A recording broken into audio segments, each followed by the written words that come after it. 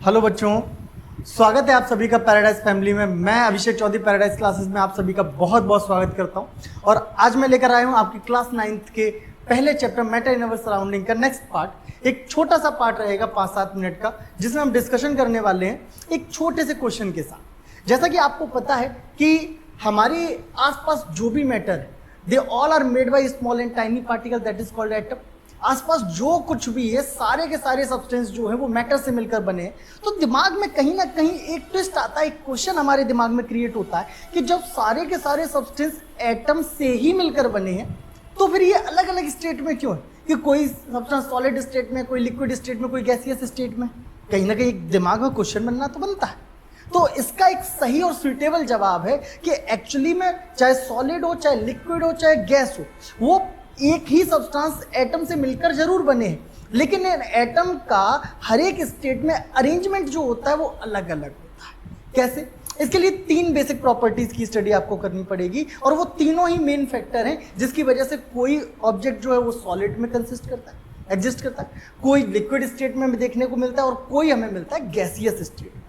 तो वो कौन कौन से फैक्टर्स हैं हम चलो बताते हैं आपको। जैसे कि इसमें सबसे पहले और एक इंपॉर्टेंट रोल प्ले करता है the distance between the particles. Solid के जो पार्टिकल होते हैं ना, वो बहुत स्ट्रांगली, बहुत पास मजबूती से जुड़े होते हैं।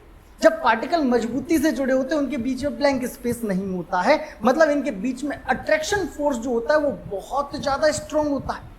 समझिएगा, उनके बीच में स्पेस कैसा है? निग्लेक्सिबल। किसमें? सॉलिड में। अट्रैक्शन फोर्स कैसा है? बहुत ज्यादा स्ट्रॉन्ग। पार्टिकल एक दूसरे से मजबूती से जुड़े हैं, बॉन्ड जो है बहुत ज्यादा स्ट्रॉन्ग है।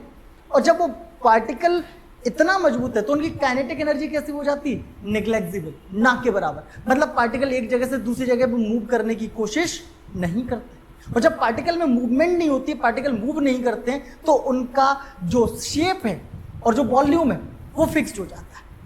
इसी जगह पर अगर हम बात करें लिक्विड स्टेट की, तो लिक्विड का जो पार्टिकल है थोड़ा लूजली पैक्ड होता है, मतलब there are a little space between the particle. Particles के बीच थोड़ा बहुत खाली जगह होती है। अब खाली जगह होने की वजह से इनका अट्रैक्शन फोर्स जो होता है वो सॉलिड के कंपैरिजन थोड़ा कम हो जाता है, और काइनेटिक एनर्जी जो है वो सॉलिड से थोड़ी ज्यादा हो जाती है, जिससे लिक्विड के पार्टिकल फ्लो कर सकते हैं, एक जगह से दूसरी जगह तक जा सकते हैं, जिसकी वजह से इनका वॉल्यूम तो फिक्स रहता है, लेकिन इनकी शेप जो है वो फिक्स्ड नहीं होती है, और लिक्विड स्टेट में देखने को मिलते हैं। और जब हम बात करते हैं गैसियस स्टेट की, तो जो गैस के पार्टिकल होते हैं ना बेटा, वो बहुत ज्यादा, ये कह लो कि इनकी काइनेटिक एनर्जी जो है वो बहुत ज्यादा है, या ये कह लो कि स्पेस बिटवीन द पार्टिकल भी बहुत ज्यादा, पार्टिकल बहुत ज्यादा दूर दूर है, जिसकी वजह से जो अट्रैक्शन फोर्स है वो बहुत कम है, निग्लेक्सिबल, ना के बराबर अट्रैक्शन फोर्स होता है। पार्टिकल तेजी से एक जगह से दूसरी जगह पर मूव कर सकते हैं, और यही रीजन है कि गैस की ना तो वॉल्यूम फिक्स्ड होता है और ना ही शेप फिक्स्ड होता है, जब तक उसको हम किसी कंटेनर में पैक ना कर दें तब तक।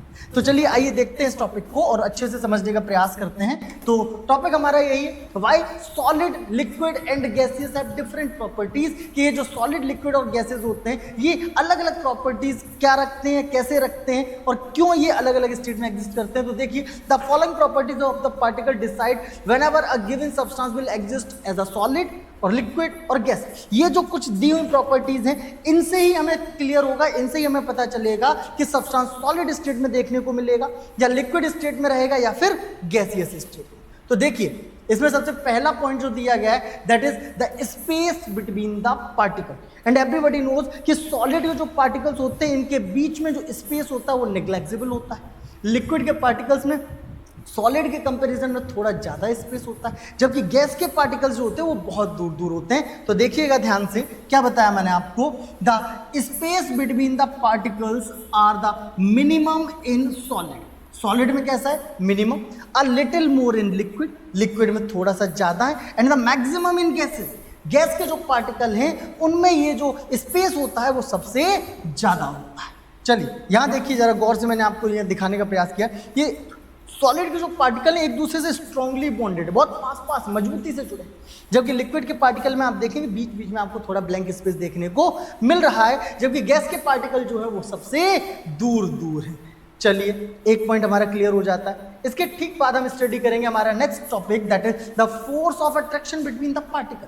जैसा कि आपको पता है कि जब हम बहुत ज्यादा पास होते हैं तो हमारा अट्रैक्शन, हमारा लगाव जो होता है वो बहुत ज्यादा हो जाता है। यही रीजन है कि जो सॉलिड के पार्टिकल्स हैं इनका फोर्स ऑफ अट्रैक्शन जो रहने वाला है वो बहुत ज्यादा स्ट्रांग रहेगा। तो ध्यान से देखिए, the force of attraction between the particles are the strongest.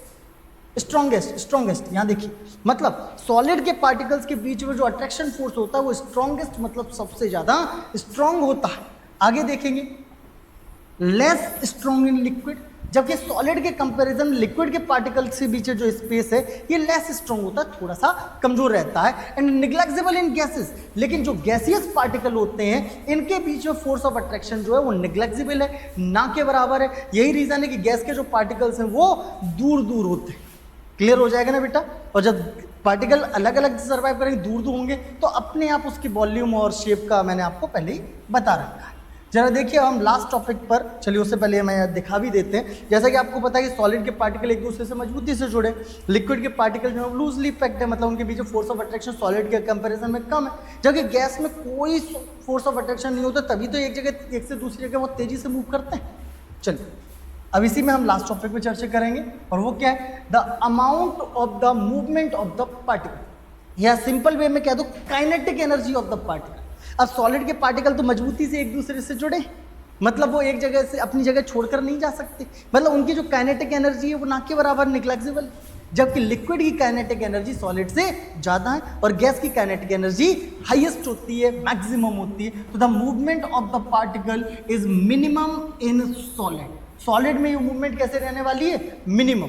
More in liquid, liquid में ये मूवमेंट थोड़ी सी ज़्यादा होगी। And the maximum in gases, जबकि गैस के जो पार्टिकल हैं उनमें ये मूवमेंट हाईएस्ट होती है, मतलब गैस की काइनेटिक एनर्जी जो है वो सबसे ज़्यादा होती है। यही रीज़न है कि एक ही तरह के, मतलब हम ये कह सकते हैं कि एटम से ही बने होने के बावजूद ये सारे के सारे जो सब्सटेंस हैं वो अलग अलग स्टेट में एग्जिस्ट करते हैं, कोई सॉलिड में, कोई लिक्विड में, कोई गैस में।